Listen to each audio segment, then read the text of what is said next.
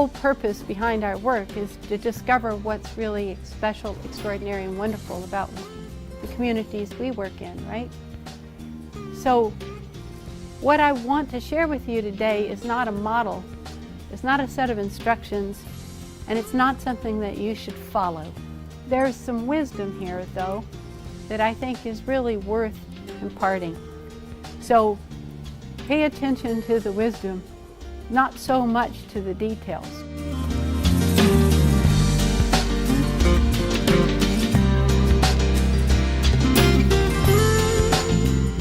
Neighborhood Centers, Inc. is the organization that I lead. Our new slogan is People Transforming Communities for Good. Everything you're going to see here, people built.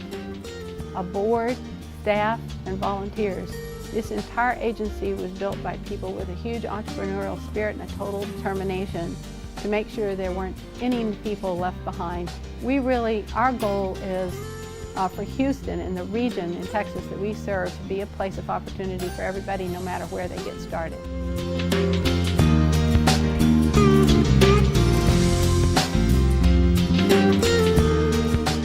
How are you going to make a case for community centers? I wanted to tell you a little bit about how we're framing that in the U.S. because it may be helpful. The way the world economists are defining the era in which we live now, it's a metropolitan moment. We're seeing a global economy literally being rebuilt out of these major metropolitan regions, huge cities across the world. These are the places where trade is happening. These are the engines of innovation. This is where our economy is getting a new start. But really, nobody ever moves to a region.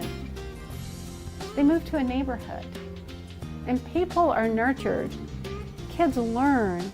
People are supported in neighborhoods and in communities. So I have to do a lot of fundraising. And I have to spend time reminding people, as desperately concerned as we are about an economy, if we make no investments in human capital, there won't be anybody to take the jobs no matter how many you create. There won't be anybody prepared to do innovation, no matter how desperately we need it. So there's great work being done by the Brookings Institution and others, and quite possibly institutions here, that defines how important these metropolitan regions are to the economy. What we can do as advocates for the community center movement is help people understand how essential it is for people out of neighborhoods to connect with those larger opportunities.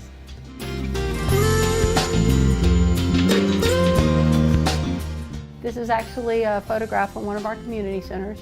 When the president announced the Promise Neighborhood Initiative, which was the first time in my entire career, 30 years, which an administration understood that community development and community centers were important. We like to say this: the change begins with the first new question. Now, it doesn't end there, and there's plenty of hard work that follows. But the first new question is not about what's wrong with your community.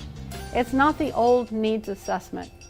I mean, how many times have you all done that? An inventory of what's missing and lacking and broken and absent and so forth. We're expecting to see something that isn't working.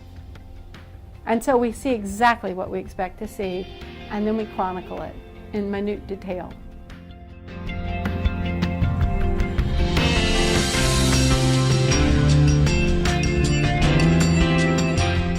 I believe that at times our team, our board, and our staff have been very successful at fundraising.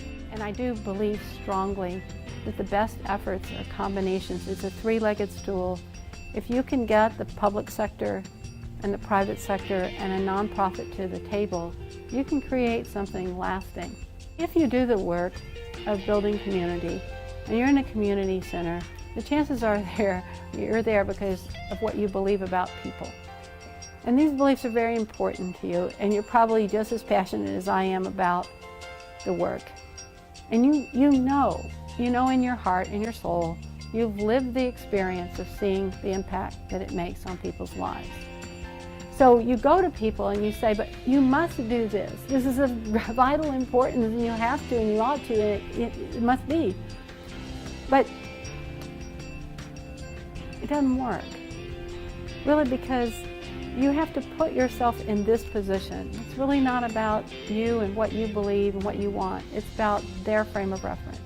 The work of being an advocate in this area is to understand what people can do and then go get that. Go get what they can do. To spend enough time understanding the way they think and what they're trying to achieve and the beliefs that drive them, that when you go in there, you're going in there with a case for something they can actually do.